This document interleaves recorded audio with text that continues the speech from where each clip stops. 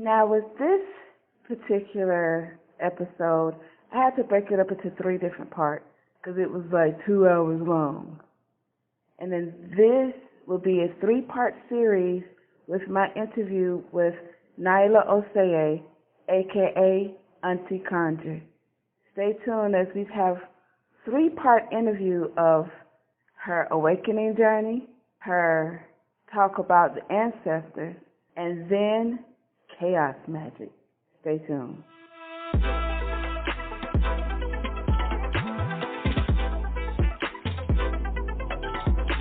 Welcome to the MeMyddleton Show, a place to encourage neo-spiritualists to laugh, love, and learn, while we virtually walk through topics of the spiritual, magical, natural, and occultic world.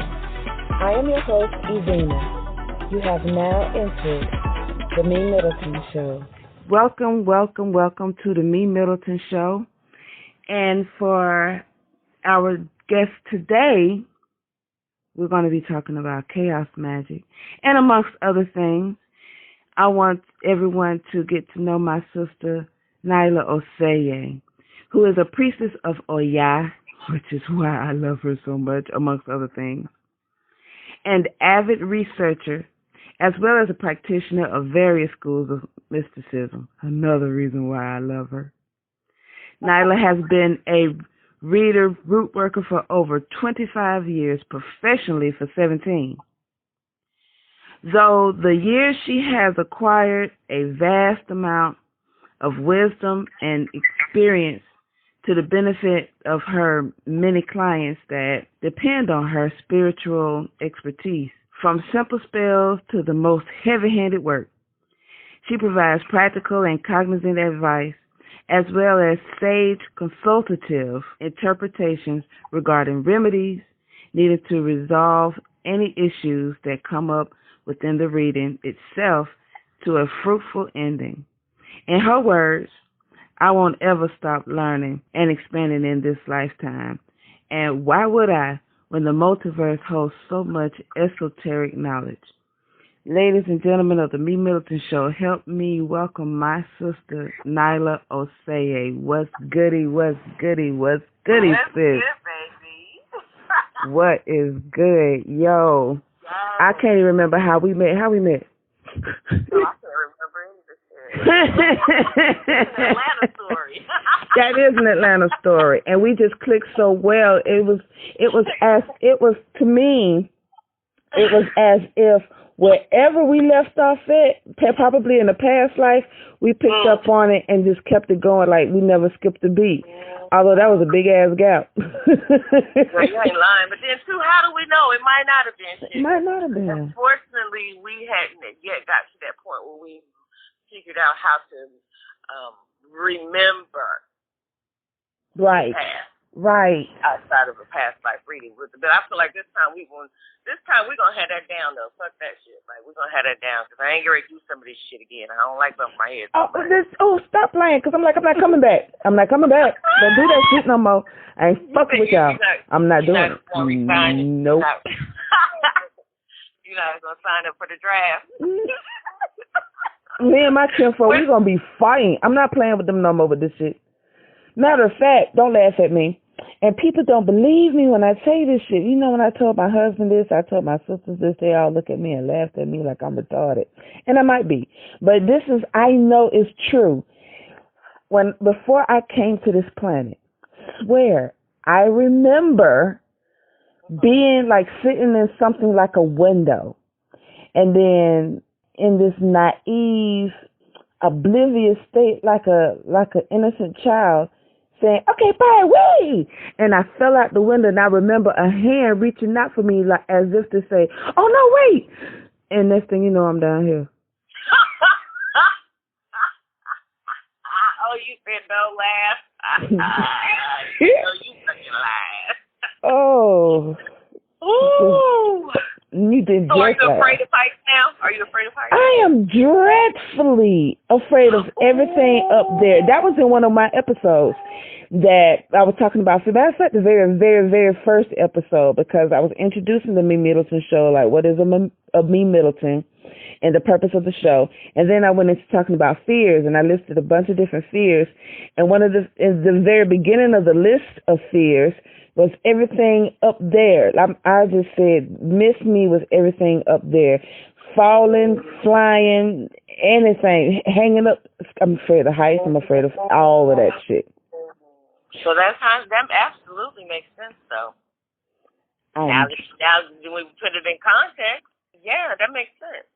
A lot of times the fears that we have is based on how we left here or how we came here in a last lifetime, in a previous lifetime. I know that I did like a past life type regression thing many years ago and saw that I fell, oh my gosh, out of a window. I know you fucking lied. Why are we falling out of windows, girl? Girl, I don't know. And I was like, I had to be pushed, but I didn't see nobody push me. So you didn't just, for me, I remember distinctly, like, I'm doing this on purpose. You know what I'm saying?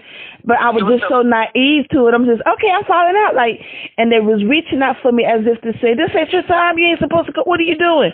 It was that reach like that, and they didn't grab me on time, and then my ass is here. For me, it was a wind. It was a wind. And I remember, I remember trying to grab something like a curtain. They were almost like shears. But they didn't, the shears didn't stop me. And now, the way I really knew that I had a fear of heights was I was climbing Stone Mountain when my kids were like babies. And we got to a certain point, and I could feel that wind, and I could see downtown Atlanta. So I jumped to all fours and started crawling up that motherfucker. I was like, fuck this. Girl, we had to call the people to come, the little park rangers or whatever. That ain't funny. And to pick up truck. Girl, no. They had to say, I was like, no, I'm not going. Meanwhile, my daughter is, la, la, la, la, la, I'm like, girl, if you don't come here. No, I'm fine. I'm like, oh, my brother laughing, yeah. That's terrible. So that absolutely has something to do with it. Atlanta, man. Whew. Girl, Atlanta used to be my sugar, honey, and iced tea. It really was. It really, really was. So speaking of Atlanta, and being your, honey, sugar, iced tea, I understand. I'm born and bred ATL, so I get it. ATL ain't ATL no more. I don't know what the hell this shit is. It sure isn't. I really don't know what this is. I don't know where I'm at. Where am I? But your creation story or your awakening story. A big part of it began there. I didn't know that it was going to come into that. It was just like I remember being a little kid, like 12 years old, real curious, and I would sneak to the library outside the neighborhood because I would look up occult type books like astrology, anything that had anything occultish to it. I would literally look for that word because I grew up in church, in the Pentecostal church, PNW, Pentecostal Assemblies of the World. Grew up apostolic, and then my grandparents were Church of God in Christ. And Reverend Mason, who founded Church of God in Christ, was an old school hoodoo minister. Sunday school was about hoodoo back then.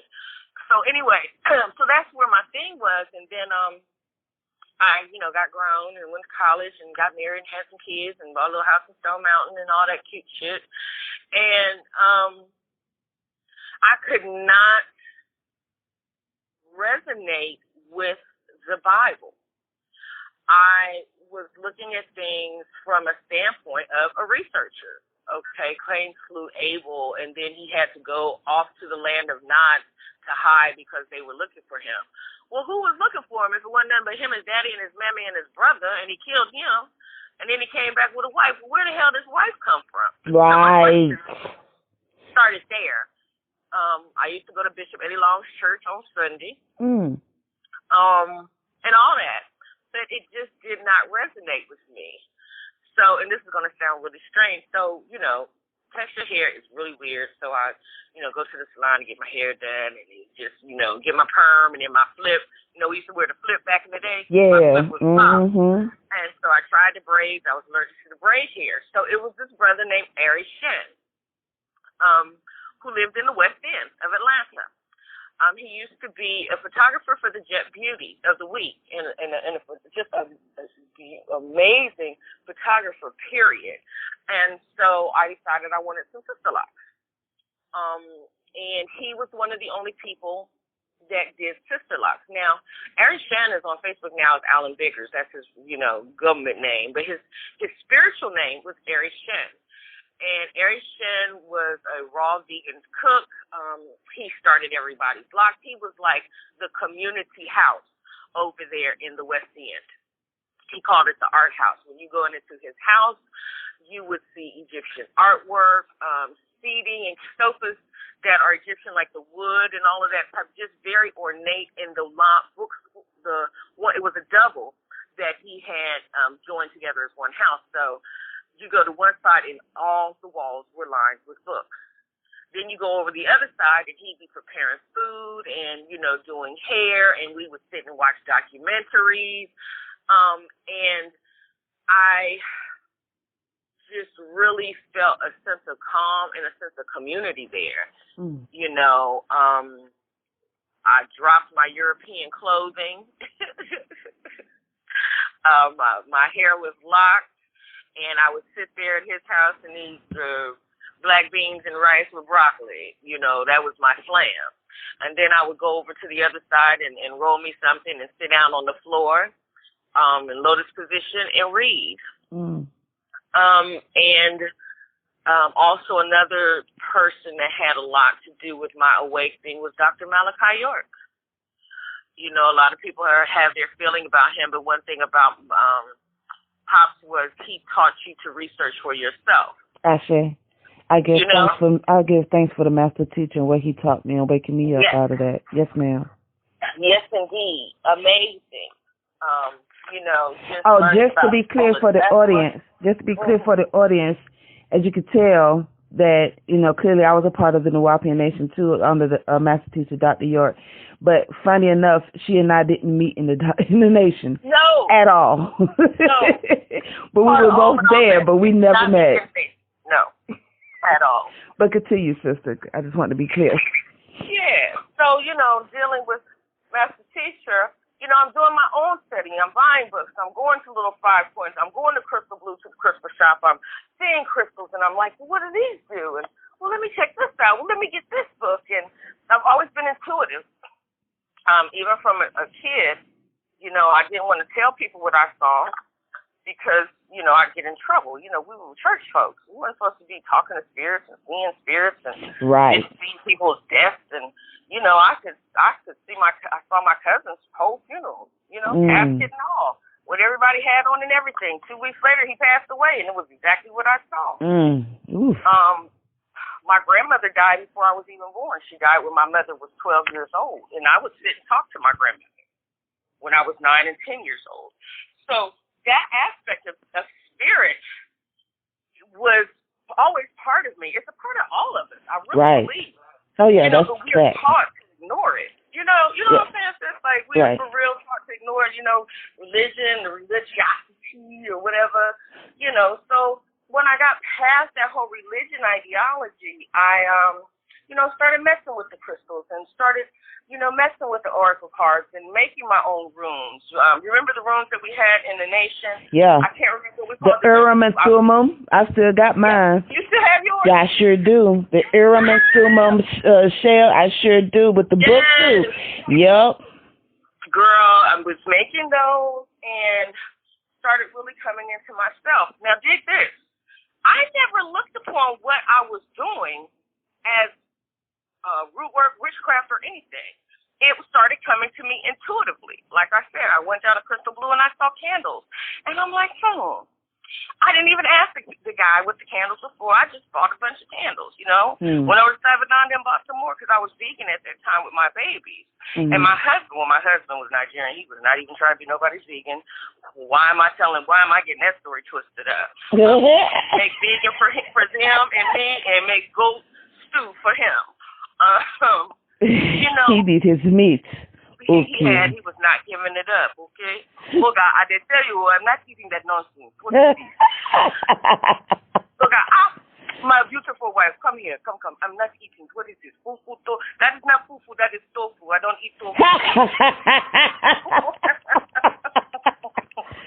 Right. Gotcha. But I started messing with the candles, girl. Yeah. My first one was orange, and it was because my energy was low. Right. I had 2 kids. My kids are 11 months apart.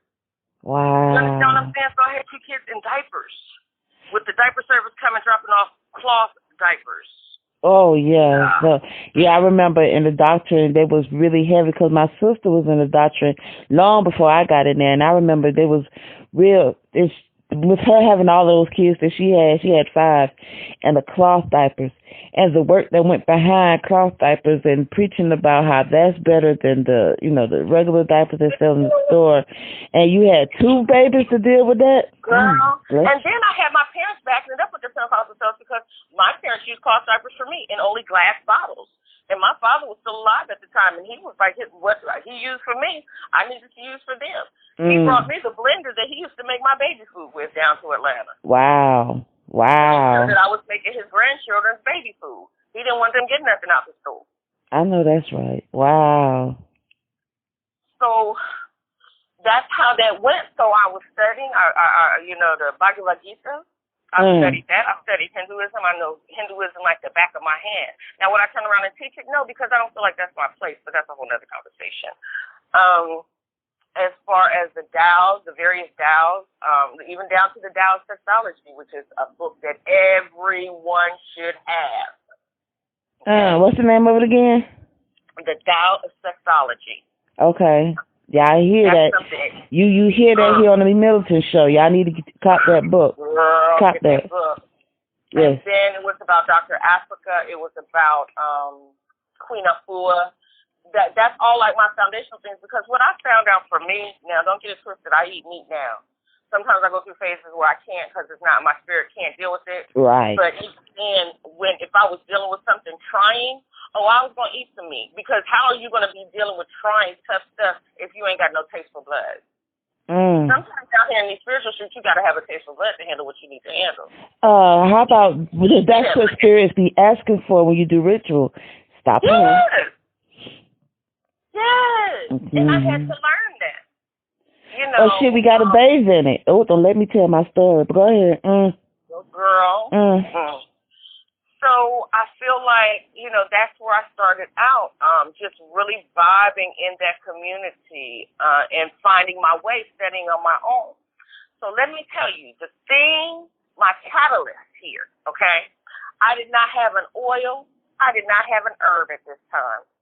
But there's a park called Grant Park in Atlanta. Yes. And they've got the pool and everything. And so in the those little things that you rent, I forget the proper word for them, we had rented a pavilion for the children's birthday. Okay. And it had rained that day. I'm talking about pouring down rain. I'm not talking about no little bit of rain. I'm talking about thunder and lightning all through I-20 all the way around 25. It was going down, okay? So my brothers and all of them, they calling, I got my little they joning me because I got my vegan hamburgers for the grill. They like, we bringing ribs. I'm like, we all better bring 2 grills. We just topping it up. And my husband's looking at me like, what park are you going to in the rain? I said, we're going to Grant Park. He said, sweetie, what do you call me? Sweetie pie. Sweetie pie. We're not going to the park today. That money is just a wash. We just washed away $92. They just washed down the street. I said, no, we're going. And he was really starting to get mad at me because I'm like, no, we're going. But I was just that confident that, no, it's going to be fine. So something said to me, run upstairs and grab a candle. So the kids, they were downstairs making noise. And so I run upstairs, I close my bedroom door. I'm thinking intuitively, okay, the land, green, earth, grab a green candle. I sit there and I'm holding this candle and I envision a circle around Grant Park where it's dry. And that the grass was going to be dry, and that the rain was going to have stopped, and that when we got out of the vehicle, we were going to touch the earth, and the earth was going to be dry, and the children could run and play. And I wrote a little quick petition, and at the end of that, what we would say about the all I am one with the all is one with me. I always would say that whole thing whenever, and I still do, whenever I finish speaking my petition into the candle. And then putting it under, I always say that when I close it out. Some people be so motivated and all of that. Well, I don't do that. That's what I do, the all statements. Right. Okay. So I pictured it. I'm like, that's what it is, period. Girl, I start loading children into the vehicle.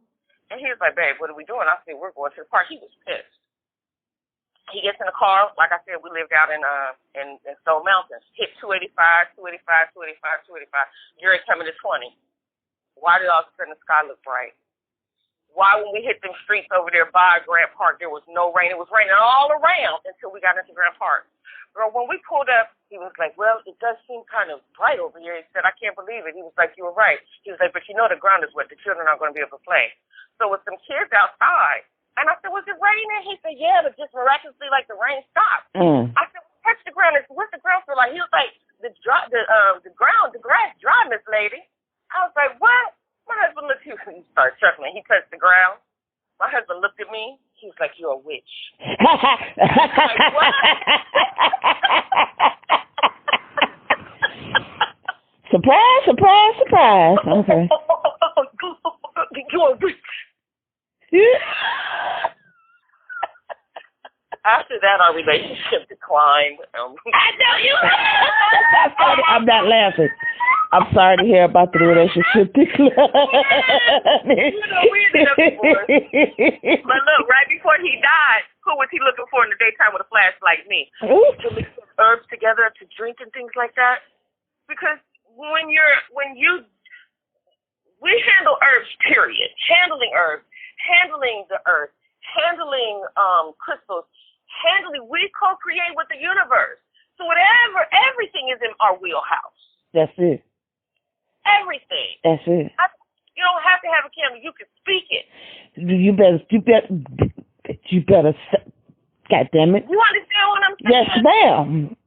You know, Oof. I mean, we got to look at this thing differently. You know, and him being African, him being Nigerian, he's evil. Girl, my children are evil. I will call on them evil spirits so quickly. I was just gonna say, what tribe he's from? He's Igbo. That's his tribe. Yeah. Girl. He's from Abba. They're from Abba, but you know that folk over there, they're so wealthy. But I call on those spirits. I call on their traditions. I call on their shrines. Yeah. You know, I find it fascinating. I find it so fucking fascinating how Black Americans are gravitating towards tradition, but the actual Africans in Africa, whether they're over there, over here, are gravitating towards Mohammedanism and Christism. Why? Because you know what, I'm going to tell you the truth. I know with Nigeria, after Biafra, the Biafran war there, things like changed. And they feel like you're more educated if you follow the white man. They don't realize that all of that education and all of that intellect is naturally pervades through us. We're the purveyors. Like where they get it from?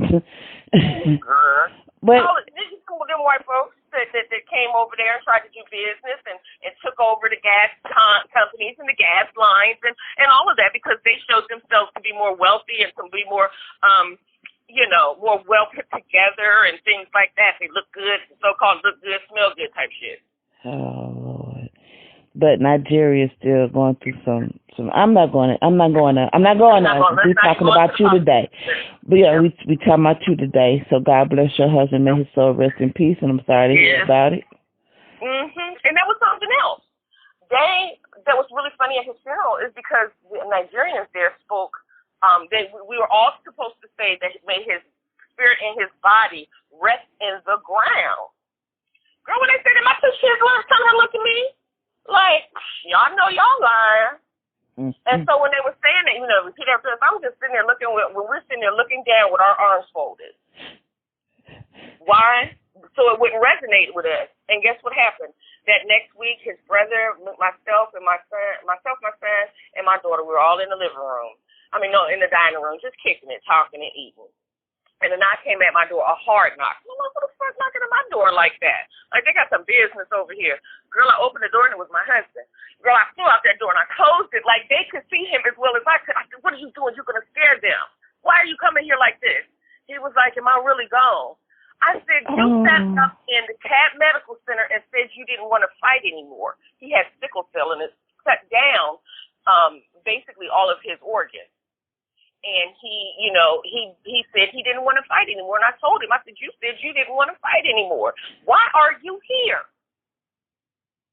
I was like, it is okay. You can go, but this realm, you're not tied to it, but I'd appreciate it if you hang around because we're going to be needing you.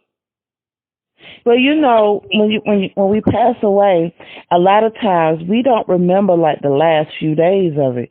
We remember like within 10 days, they don't remember. Right, and it's like, what happened? I'm dead. They would get real confused, and it's our job to help guide them to help them ascend into the ancestral realm.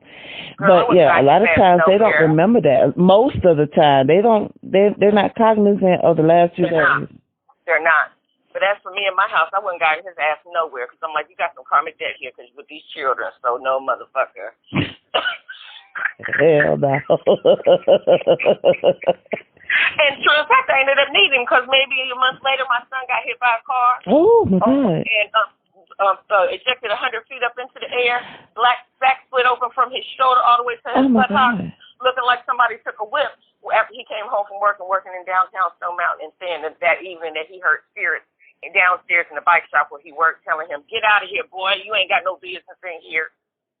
And that same day he was in that accident, and he ended up with that, and he still got the scar to this day. So whoa, slow down. So he was in a bike shop, and he heard spirits bullying him, and then when he left, he got hit by a car.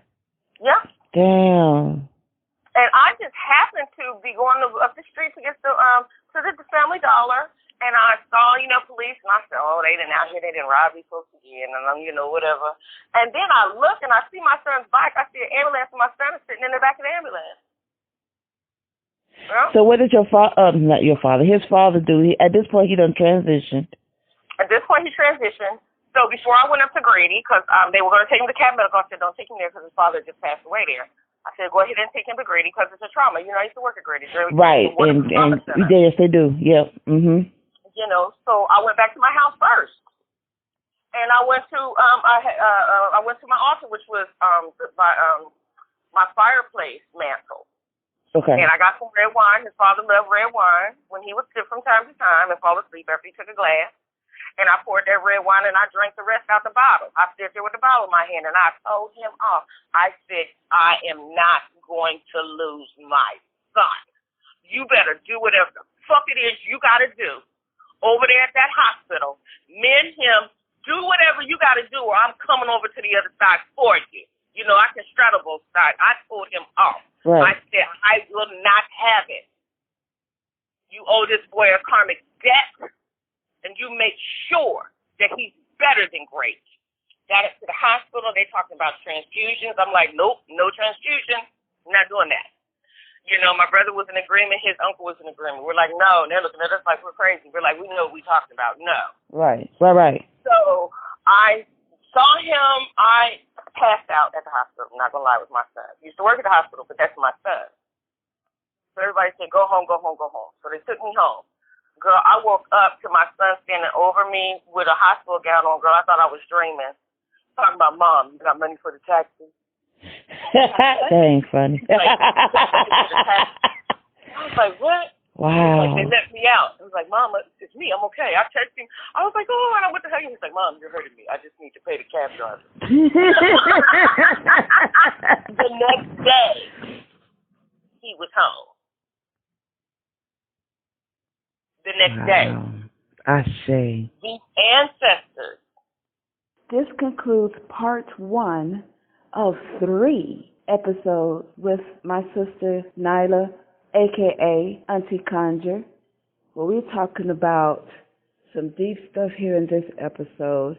So stay tuned for the next episode as we go into talking about the ancestors. Did you enjoy? Ooh, I hope you did. Did you learn anything? I hope you gained a great wealth of information. Did this episode leave you with questions? I hope you got plenty of those too. Send your questions to MeMyddleton@gmail.com. You never know, your question just might be the next topic on the MeMyddleton Show.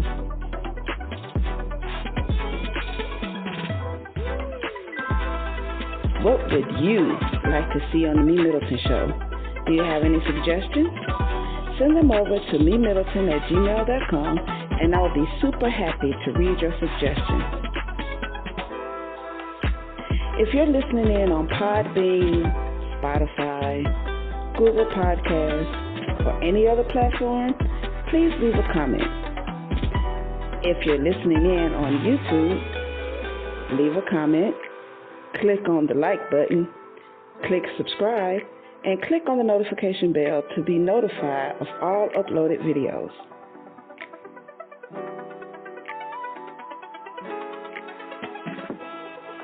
Check out my website at www.helpbyevena.com. That's HELPBYEVENAH.com. View merchandise, get a consultation, and listen to all episodes of the MeMyddleton Show. And remember, proper prior planning practically promotes persistent productivity and proud, pristine performances. Now, go practice your craft and perform. Until next time.